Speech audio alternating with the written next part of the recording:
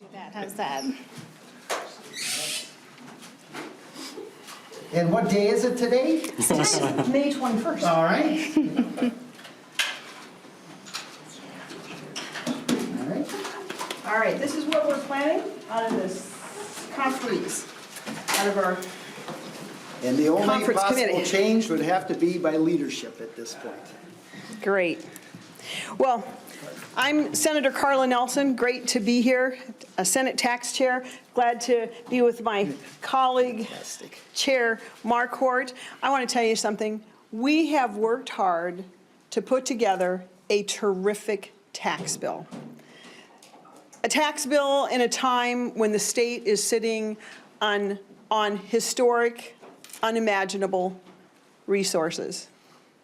We've got $9.25 billion in our forecast, but as you know, revenues have continued to increase monthly since that. And at the same time, Minnesota parents, Minnesotans all across our state are suffering with record high gas prices, staggering inflation, food costs are up 9%, and quite frankly, it is our duty to get these resources back into the hands of Minnesotans to help them better afford their lives during this time of such skyrocketing inflation. The agreement that we have come to, leadership came to that. I'm going to let Chair Marquart talk about that leadership decision, and then we're going to talk a little bit more about what's in our bill. Sure. So, well, first of all, thank you, Senator Nelson. It's been great working with you in the conference committee here. And this is an historic tax bill. We have in this bill the largest tax cuts in the history of this state. And it's going to positively impact in a real and meaningful way families and senior citizens and businesses across the state. And the important thing to remember is this is part of an agreement. You know, there was an agreement among the governor, the majority leader, and the Speaker of the House. This is part of that agreement. And before you can move forward with any part of the agreement, all the parts of the agreement have to be completed.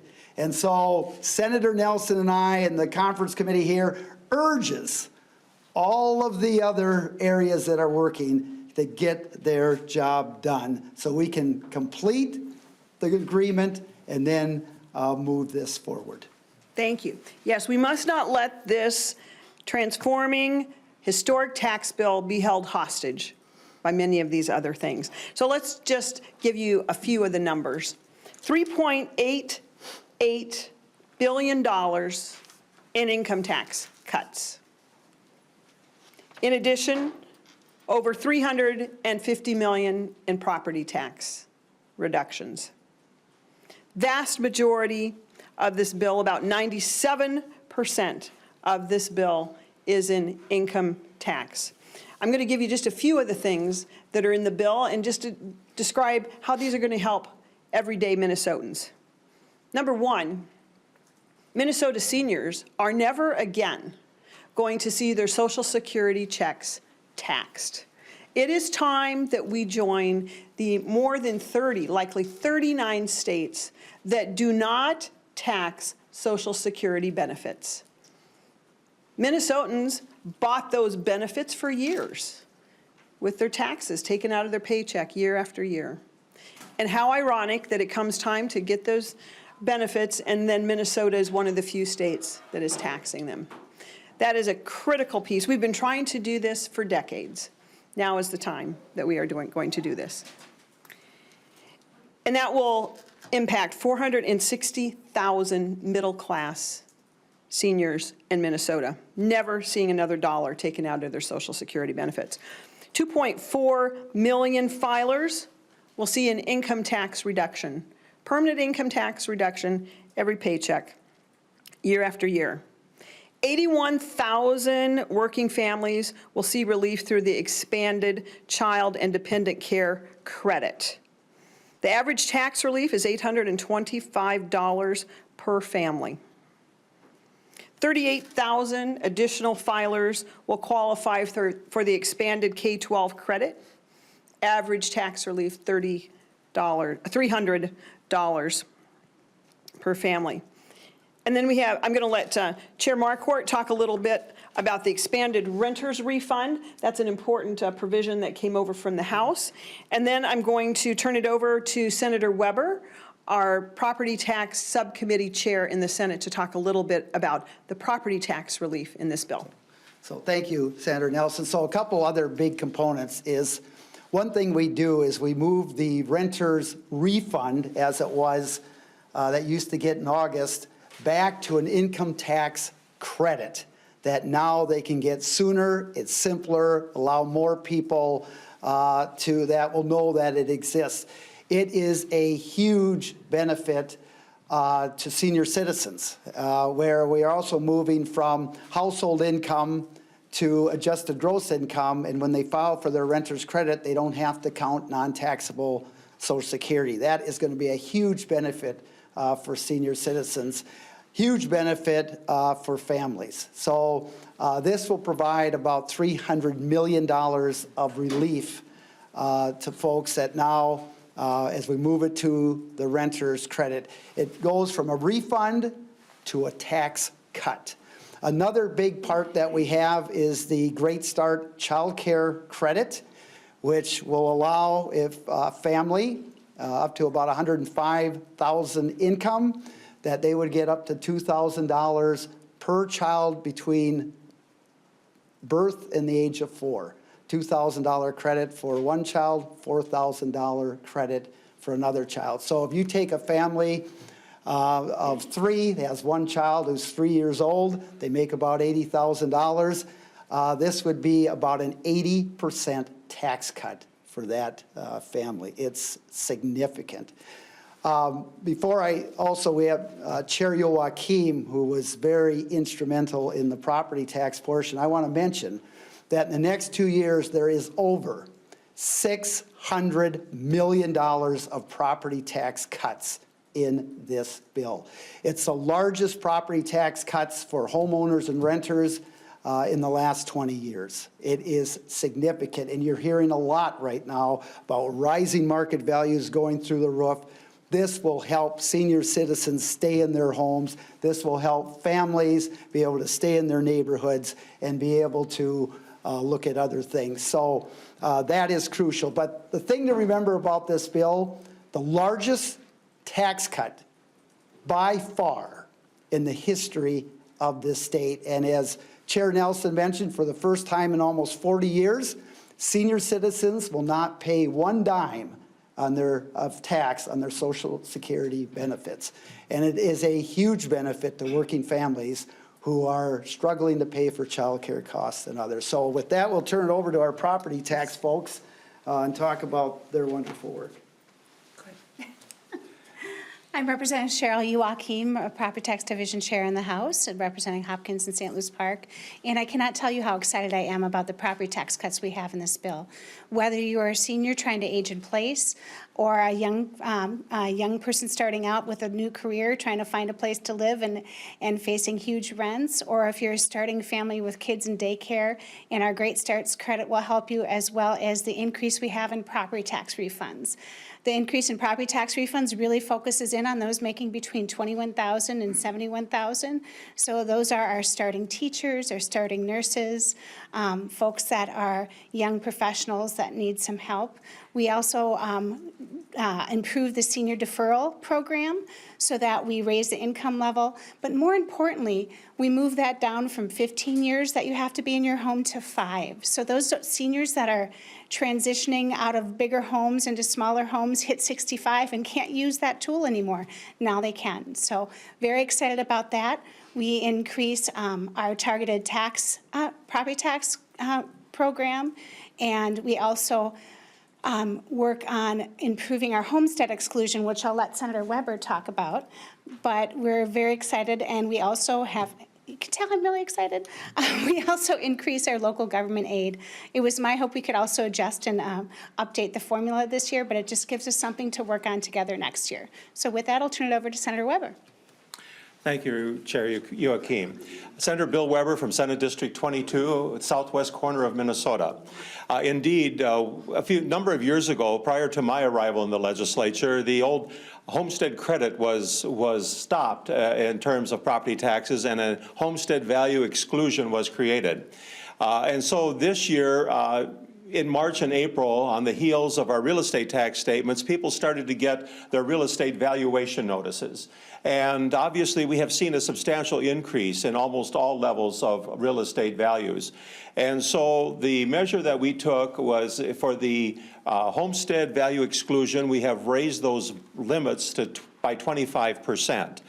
In addition, we have raised the ag homestead amount from approximately $1.89 million to $2.5 million, and we have raised the what we call the Pa and Ma resorts. They have a special homestead value if they're living on their resort and running it as well, and we've raised that from approximately $600 and some thousand dollars to $850,000. And hopefully we will be able to moderate those property taxes in that way. The one thing about property taxes is that if you shift value of any type, you also shift it to something else. It's a proverbial pebble in the pool. You throw the pebble in, and the ripples keep going out and affecting other property. And so it was really important. That also included was a reduction of the state general tax levy on commercial, industrial, and seasonal recreational properties. That is the only real estate tax money that the state of Minnesota collects. And on both of those categories, basically it amounts to approximately $760 million a year. And so there's $75 million of allowance here to reduce the state general levy in order to assist in any shifts of those kind of property taxes that occur. This, I believe, is going to be important for many of our property owners, and the targeted property tax refund that Chair Joachim mentioned is also important for those who may not fall into any of these other categories, but if they see a substantial rise in their real estate taxes, it's a credit or a refund that's allowed them, regardless of their income level, as long as their property taxes go up more than 10% with an increase of at least $100. And so this is an important property tax adjustment that we've made all across the board, and we're hoping we will be able to mitigate any of the problems that higher values and higher real estate taxes will create. I forgot to mention, I know Chair Marquart went over the renter's credit, but this really is transformational for a lot of families. Not only do we move to adjusted gross income, but there was a way to move it to the income tax, so it makes it a lot easier for people to apply for. And statewide, this is helping, the magnitude of people this is helping, it's hard to quantify, but I can tell you statewide, the average 30% of the folks that get renter's credit are seniors or those who are disabled. In over 20 of our counties, that goes up to 50%. So this really is going to help folks with their rental, the high rent increases that we're seeing, as well as the high property taxes. What is the total amount again of the property tax? Is it 380 million, did you say, or what was the number? I think Senator Nelson, you might have said it. No, I think, oh, did you have that? No, I think, so if you count the renter's credit, which is applying, it is over $600 million. Okay, so it's over 600. In the next 2 property tax years, relief. of Okay. property tax cuts in the next 2 years. Why did the Walz checks fall by the wayside? Neither side, neither the House Democrats or Senate Republicans were ever keen on it. Did the governor even push for that in the end? He did. And so the House plan, of course, we had a rebate on child tax credit, basically, rebate on children under 17. So we had that in our bill. It wasn't quite the same, it was a rebate that would go out. The Walz rebate was offered in our first House offer. But just because of the amount of money that is in the first biennium, there isn't enough to do that. But it certainly was a priority for the governor, certainly, and it was a priority for the House to get some rebates, but that did not occur. It was not a priority in the Senate.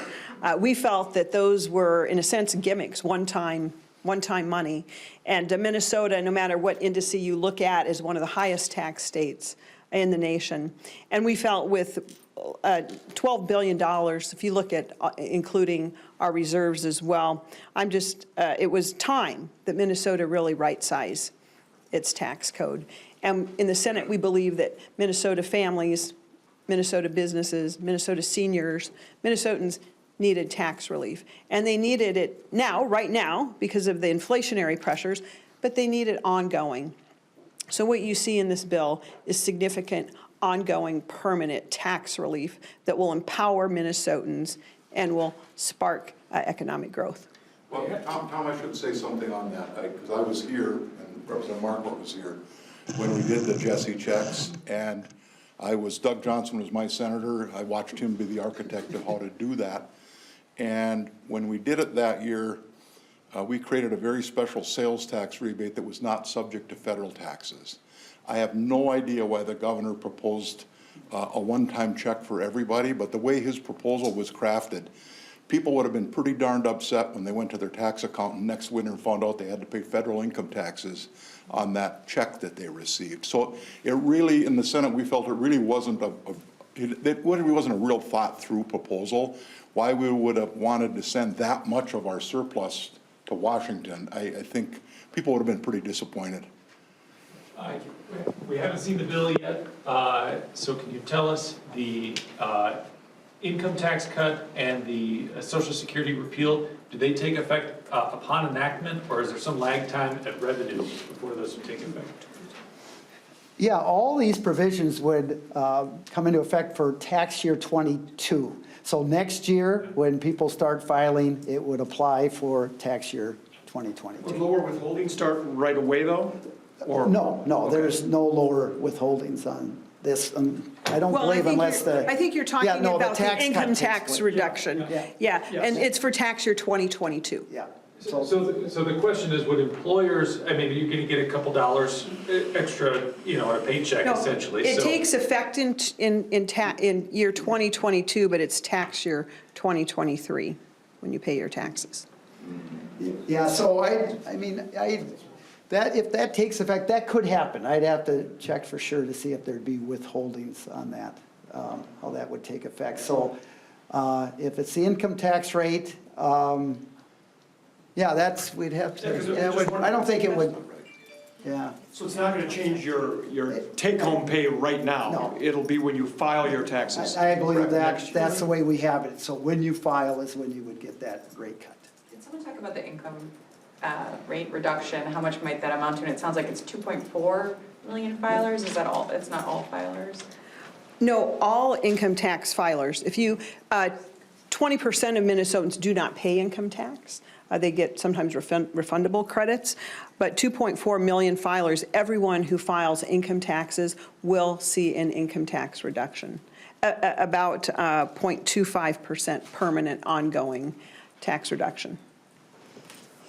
Your original target was 1.6 billion for next year, 2.4 for the following biennium. Did you fit within those targets?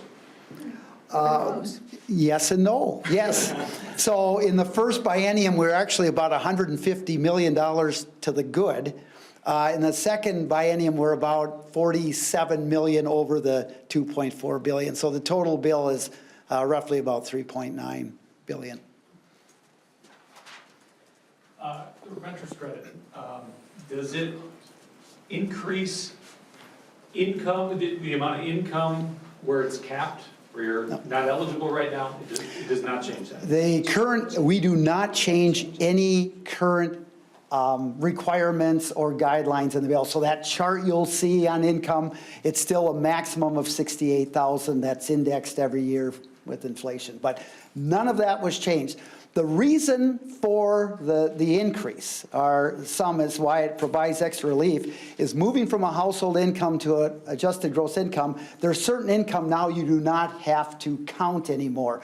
So instead of, let's say, having to put down as 50,000 as your income, if you got $36,000 in non-taxable Social Security instead of 50,000, now you only have to put down 14,000. And of course, the lower your income, the higher the refund. So For seniors who may have a husband and wife who have 36,000, let's say, some of the calculations on a $900 a month rent or whatever that might be is up to around $1,000 of an increase credit that they would receive otherwise. And the other big thing is the Department of Revenue feels, because it'll go on the income tax form, that another 120,000 renters who are currently eligible now will realize they're eligible and apply for that credit. Some Democrats have not wanted to do the full repeal of the Social Security tax because they feel like it helps seniors who are making more money. Can you talk about why in the end you decided to agree to do that, to do the full repeal, since that wasn't, you wanted to do something else with that? That was a priority in the House. In fact, Representative Leslegard right here carried that bill for full inclusion, and we had Representative Leslegard and Senator Bach was the Senate author. They both carried. We heard that bill in the House. And so that was always a priority. The matter was always cost. And so now the fact that we have a target that we can do that, folks like Representative Leslegard and Senator Bach, who have led the way on this, we can now do that. But it's always been a goal from the Democrats. This has always been a bipartisan goal to finally do that. And this is where you can finally, turn off the trough on this one. That tax situation is done. Senior citizens will never pay another dime of tax on their Social Security benefits. And thank you to Representative Leslegard, Senator Bach, and Senator Nelson, and the House and Senate coming together on this, and Governor Walz. So do you think then a lot more, there will be those Minnesotans who've lived 6 months and 1 day someplace else? Will they live here in Minnesota more? Well, that we don't have like that kind of dynamic scoring here. We don't know. There's many other reasons Minnesotans might choose to be here only just under 6 days. Could be our top tier income tax rate, for example. But we do think it will. We do believe that we will see less Minnesotans who are lured to other states because of not taxing their Social Security. All you have to do is look at our neighboring states. For the very most part, do not tax Social Security. If you look to our southern border, you'll know that Iowa, which has not taxed Social Security Social Security benefits for a number of years now, has fully exempted all retirement income from taxation. We were becoming an island of how we taxed our seniors. So I think this helps us. But we don't know what that, we can't quantify the effect on how many seniors will continue to stay in Minnesota. We do know that we don't compete on the weather, but we know that many Minnesotans don't want to leave Minnesota. They love Minnesota, but for all too long, their CPAs have had to kind of go through these gyrations, and basically they've often said, well, it's hard for you to live here financially when you can live in one of these warmer states and provide more for your heirs, for example. Sometimes I've even heard them say, well, if you want, you can afford to stay in Minnesota when you retire, but you certainly can't afford to die there. So I'm just saying we have to be very careful to make sure that we try to keep our seniors, and I think this will be one way to do that. One of the metrics that you guys have referred to is where Minnesota ranks compared to other states in total tax burden, maybe number 11 or something, like depends what year you look at. Do you guys know, have you done an analysis to see how this might actually change our ranking on any of those rankings? It's too new for me to have gone through those things yet, but people will do that. And there's the tax facts book that comes out every year that looks at all 50 states and where they rank and all the individual taxes. So we know, number one, reducing the income tax is going to help. Minnesota's lowest tier income tax is actually higher than many states' highest tier. So we were taxing at the lowest level, much higher than many states at their highest level. So this is going to help with that. And then regarding the Social Security tax, eliminating that will be helpful too. Can you talk a little bit more about why the quarter point off that first tier was so important? I mean, it doesn't amount to a ton of money for individuals, but it's obviously important to everybody up there. Can you talk a little bit about why that was so important? Well, that was important because, number one, it affects every Minnesotan. Every Minnesotan's income flows through that first tier. And we wanted to make sure that every Minnesotan got a permanent, ongoing tax cut. Can one of you speak to the specific changes for LGA and how you came to that amount? Sure. Well, you, go ahead, yes, you're the property tax chair, go ahead. Actually, where we started was wanting to fix the formula and adjust the formula, at least rebase it. The numbers are sitting there at around 2013. A lot of work was done in the spring, fall and the winter in working with all the outside groups and our amazing nonpartisan staff that went through about 40 different regression models to make sure that we were calculating need right. Unfortunately, we couldn't get that part across the finish line. But knowing, as Senator Weber said, property taxes are about shifts, aids, and credits, and when you're shifting onto other properties or shifting to the city levies, and if you want what you're doing on the aid side to actually help, boosting up LGA was very important this year to make that up for the cities. So we're looking at a hold harmless formula with money into it, and that we'll continue to work together next year to try to get that formula so we're adequately addressing the needs, because LGA really is there so that there's basic needs across the state. No matter what city you live in, you can flush a toilet, drive on a road, and call a first responder. And we want to make sure that you can all do that. So we need to just make sure that we're calculating that need right. And also, I want to mention that in addition to the LGA increases, we also have CPA increases. And in the Senate, we believe that it was important that that be the same amount for the counties as it is for the cities. Over the years, the counties have been oftentimes stuck with those costs that the state has shifted to them, whether we're talking about child protection, court costs, a variety of things. And so we believe that it was important that their aids be increased at the same level to account for the increased costs that over the years the state has thrust upon them as well. And what was that level? $30 million a year. Thank you. Each year. Each year for LGA and for CPA. Thank you. Both of you mentioned right off the bat that you implore your colleagues to reach agreement. This is now out there.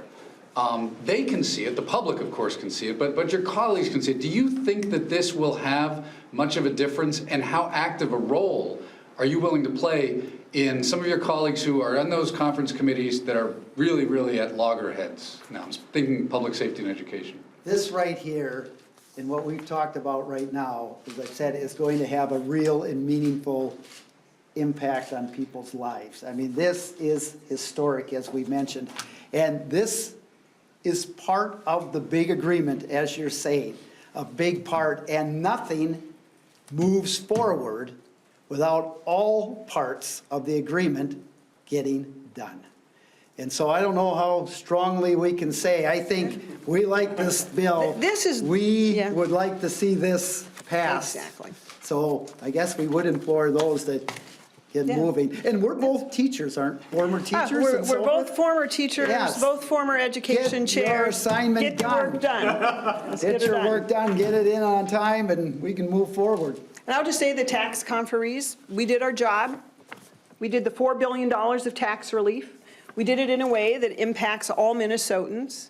And it would be shameful if this got lost, all of this good tax relief. It would be shameful if this got lost in other negotiations. So this conference committee is ready to go.